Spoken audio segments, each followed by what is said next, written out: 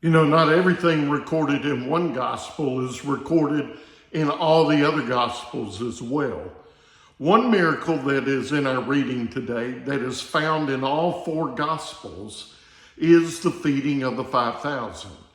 But there's one miracle that we look at today as well that is found in three of the gospels. It's not found in the book of Luke, and that's where Jesus walks on water. And so after feeding the 5,000, Jesus sends his disciples across the sea, and they are in the midst of a storm and they're struggling to get across the sea. And then all of a sudden, Jesus comes walking to them on the water at night. And so let me read to you Matthew 14, verse 27 through 31. Immediately Jesus spoke to them, "Have courage, it is I, don't be afraid." "Lord, if it's you," Peter answered him, "command me to come to you on the water." He said, "Come." And climbing out of the boat, Peter started walking on the water and came toward Jesus.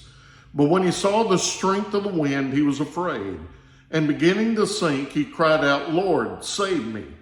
And immediately Jesus reached out his hand, caught hold of him, and said to him, "You of little faith, why did you doubt?" And when they got into the boat, the wind ceased. And then those in the boat worshiped him and said, "Truly you are the Son of God." Well, I read through verse 33, but what we see here is that Peter saw the wind and the waves, and he began to sink.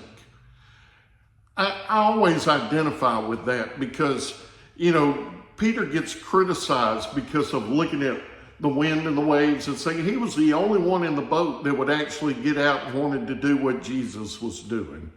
And so we should give him credit for getting out of the boat.